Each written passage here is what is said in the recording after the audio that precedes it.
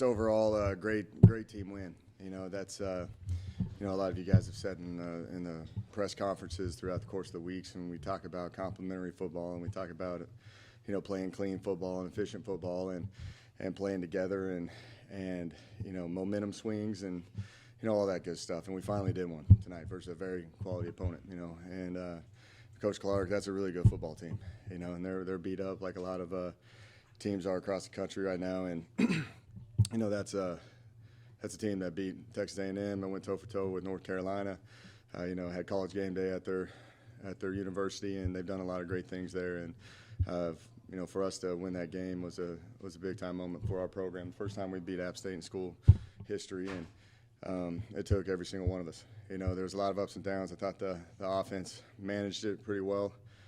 We got up we got up a large amount going into after that pick six with Torrey, which was a big time play, and I kind of went into more of the clock management side of things in that second half, because we know how explosive they are. Because you go back and look at what they did versus North Carolina and scored 41 points in the fourth quarter.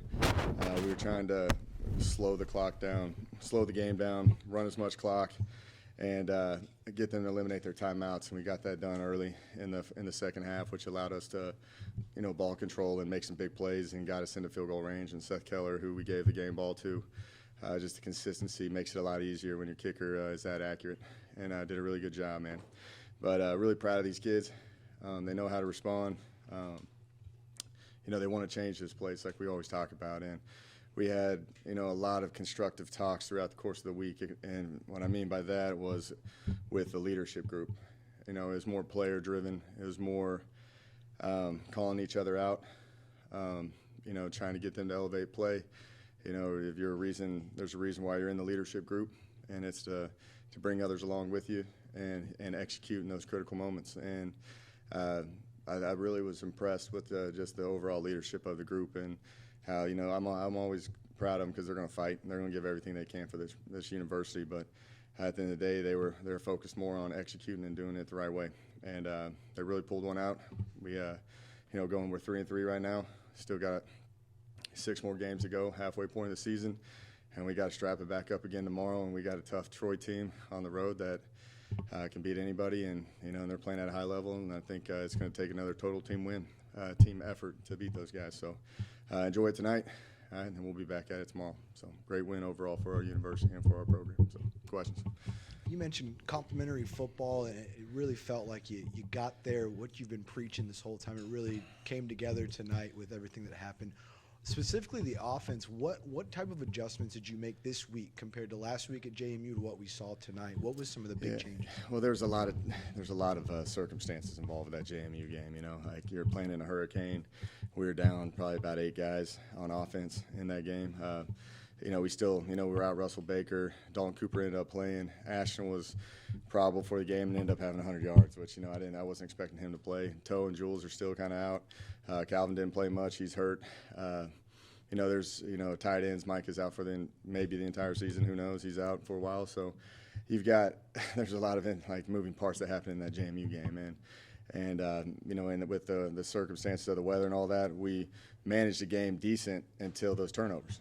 The turnovers were the ones that were the catastrophic deals that led to a momentum swing of you look back at it and you thought it was pretty even, and then you look back, it's 40-13, and you understand that we try to navigate that game a little bit differently.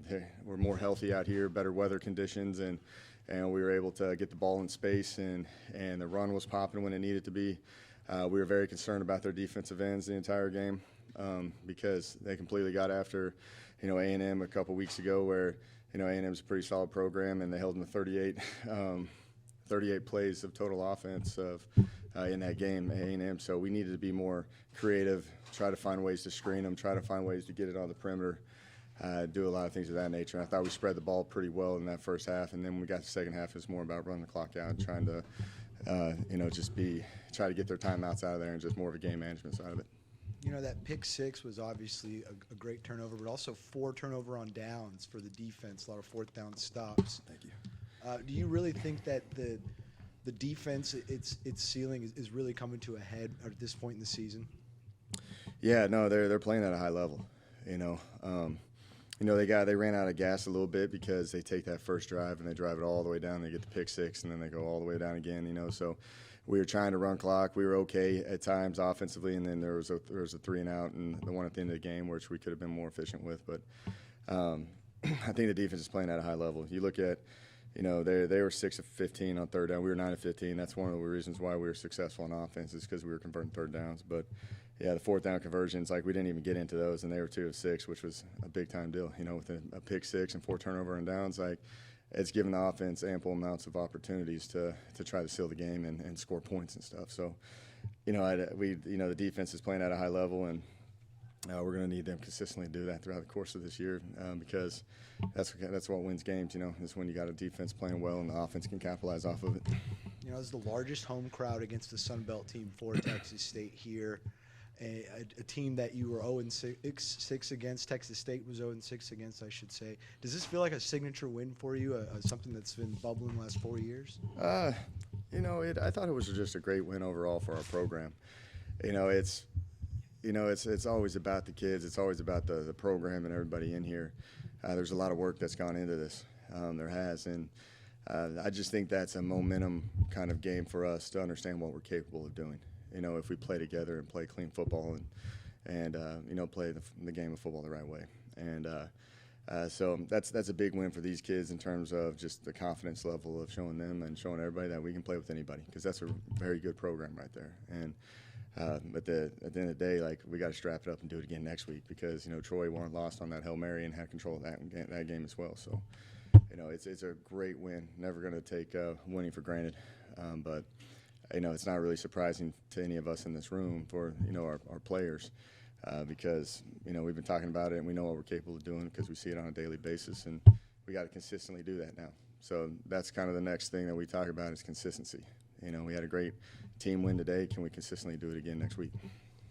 Jake, you guys had the great drive opening up, but then the interception, and it looked like they were going to go right down the field. You get the fourth down stop.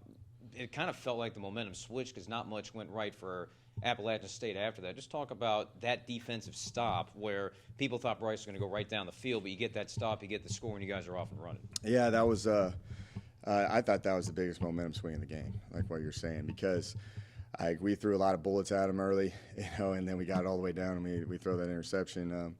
That's something versus good teams you got to capitalize on, and for our defense to elevate their play that we talk about in those momentum swings, that good or bad, the other side of the ball's got to elevate their play, and to get that that turnover on downs and us capitalize on that and score, was really the momentum swing of it, and that's where we started kind of controlling the game from the start of it. In the first half, they had 5 either UNSs or personal fouls. Some of them I know you guys were able to bait them into, but you got them out of their composure, something that Texas A&M couldn't do. How were you guys able to do that? I don't know about that. They're a pretty clean team. You got to look at a lot of different things that go into this game, man. A lot of them are judgment calls too. We had a roughing the passer that I'm not sure about yet. We got to look at it. And I promise you, I know Coach Clark, extremely well, and that's not what he stands for in that program. And those guys have always played very, smart football over the years. That's why they win a lot of games. So that was probably a little bit uncharacteristic, but I couldn't tell you exactly what happened during those moments. And what was going through your mind when the pick six was thrown and he was running the other way? There was nobody there, and I could see you were giddy as a school kid out there. What was going through your mind when he was running for what ended up being the game-sealing score? Yeah, giddy as a school kid, huh? No, I was fired up for him, and when he made the cut to score, around the 50, I was more concerned about making sure everybody was staying on the sideline, because our kids, they like to have a good time, I can tell you that. And there's still an issue when the whole team runs down to the entire corner of the end zone. We got to keep them in the box at times. So I got my warning on that one, but I was more concerned of trying to make sure they weren't running down into the end zone. Final question from me: when you were coming off and everybody was so excited, the fans, the president, the AD, everybody down there. I know you're going to talk about we got to celebrate, be happy, and then move on to the next one. But just for a moment, that feeling when all that excitement, where so many fans and so many people were looking at this as a building point for this program, where it is 3-3, yes, but this program's definitely getting up there. The thoughts in your Yeah, no, like I thought it was just awesome in general. You know, when you pull up to the tailgate and the tailgate's packed, and you know, it was a great crowd, and you just see that, you know, we're trying to put everything we can into this program, you know, and everybody else is trying to do it too. And we need, you know, the fan base to keep showing up like that. You know, it takes everybody, you know, it takes a village to do these things. And it was a great support, great crowd, a lot of excitement, because there's a lot of people that believe in us and a lot of people that want us to win, you know, and you know, it's not just about, you know, our players, it's about the administration, it's about the president, it's about, you know, the fan base, because you need everybody, you know, to keep showing up and keep doing their part for this program to keep moving in the right direction. The tight end group was really active tonight. You saw it a lot of them in the flats, and it kind of opened up the wide receivers down the field. What kind of went into the kind of game plan of getting them a little bit more involved tonight, and how do you think that affected the rest of the offense? Yeah, no, I wanted to try to take some heat off those tackles, so I did. I played in a lot of 11 personnel because their defensive ends are very good. So we were chip proing the entire time just to try to disrupt their pass rush, and then leaking those guys out in the flats for flat control. But you know, like a lot of times over the years, you know, not very many teams do that, because, like, you know, interiorly, like, you can lose some guys up front, like in the middle of the defense. But you know, when you get into the max pro and full slide, which is always, like, a lot of teams do that, but it allows those defensive ends to play at a very high level, you know. And that was my concern, was going in, was making sure that we can combat that and take some heat off our right and left tackle. And you know, you had Micah was out, and we had some other guys that were beat up. So you see Jamar Daniels in the game, Titus Lyons and Austin Greshel. Those guys played awesome. You know, we hadn't really leaned on them very much early in the season, and their number was called. They take a lot of pride in it. They played hard. They fought. They gave everything they got, and they made some good plays for us. And I was really proud of those guys. That's probably the one position group that I'm the most proud of, because you know, they got thrown into the fire due to injuries, and where we're at, and they elevated their play, and they helped us win this game. Another player on offense that had a great game, Lincoln Pear, who, you know, going into the season seemed to be like a running back committee. He really took a lot of the load tonight with Calvin Hill being out. A couple words on him and how much he has impacted the offense during Hill's absence. Yeah, no, I think Lincoln's he's a tough kid. You know, you need a lot of running backs to be successful, because you know, they go through a lot of injuries, a lot of wear and tear on their bodies, you know, because they're getting hit every single play. But Lincoln's a tough kid, you know, and he's kind of provided us a spark over the last, you know, couple weeks. You know, I thought he played well versus James Madison. You know, he's always going to be critical of the one fumble that he had, but like, that kid out there was running extremely hard and gave us a spark when needed. And you know, it's not just with the running the ball, it's also the pass protection. It's also with the running back screens and the check downs. He's overall a really good player, and you know, there's a comfort level with putting him in the game, because he knows exactly what he's doing. And then now 3-0 at home, 0-3 away. You talk about, you know, going up against Troy next week and how to, you know, combat off this. How do you replicate a game like this, and what are you going to do moving forward on trying to get the same momentum, the same energy in a away stadium? Yeah, no, we got to find a way to get better at that, for sure. You know, that's you know, our third quarter starts, and then also playing on the road have kind of been our Achilles heel, and you know, we're going to address it. You know, we need to find a way to create our own energy in there. Troy's a very fun place to play. You know, there's some pretty vulgar things, you know, said about you too out there, which I actually kind of enjoy playing in those atmospheres. And you know, we got to find a way to play together as a team, because you need everybody. And you know, we got to go take our shot at it. Troy's a really good program. I don't think we've had much success on Troy over the years. You know, they got one of the top defenses in the country, and it's going to be a great challenge, and it's going to be us playing together as a team. But we got to kind of break that kind of slump of you know, losing on the road. So you know, we're happy at being 3-3, but you know, we can always keep getting better. You know, and we'll go take our shot at Troy. You mentioned building consistency. What goes into doing that, and how do you use a win like this to build that? Yeah, I think they just see what they're capable of doing. You know, like, the game of football is tough. Like, you watch college football. Like, I watched a little bit, you know, before I, you know, got to the stadium, and you know, you just sit there and you're just kind of in awe of how the game's kind of going by every team. You know, it's something that, you know, there's a lot of, different things thrown at you, a lot of moving parts, being on the road, injuries, and all that. At the end of the day, like, you can't have any excuses with that, and you got to find a way as a team, man. And we're beat up right now offensively, and then the offense kind of came out there and played well. Defense playing at a high level. That we got to complement each other, because throughout the course of the game, like, everybody's going to have a really bad moment. And I talk about the 3 to 5 plays that truly affect the outcome. And all week we talked about having a focus and a consistency and just an attention on just one play at a time, because you never know when those 3 to 5 game-breaking plays are going to come, like Torrey Spears, like pick 6. Like you never know when it's going to come. But if you're going to be locked in and focused at one play at a time, you'll be ready for that moment and that opportunity. But when you start worrying about the circumstances, when you start worrying about whether or that you're in pain, like, you're going to have pain in this game. All right, so you have to just embrace the fact. Once you embrace the fact that you're going to be in pain, and it's not going to be, it's not meant for everybody. It's going to be tough. It allows you to focus on the task at hand and being fully engaged on just making that play one play at a time. There's a lot of nastiness from the defense, getting in App State's face, talking a lot of trash. Is that what you like to see them? I didn't see that. You didn't see it? Mm-hmm. Oh, I know you saw that App State player flop. I know you saw that one. Yeah, you can act. Was like it a LeBron flop, or was it a? No, but do you like that when you see that from your defense? Yeah, man, I'm saying you have to have an edge to play this game. That is part of the game. Like, I've grown up in this profession at all the levels of it. You don't see it much in high school. You see a lot of it in college football. You see it every single snap in the NFL. And then that's just part of the game. But it's about controlling your emotions and keeping it between the lines.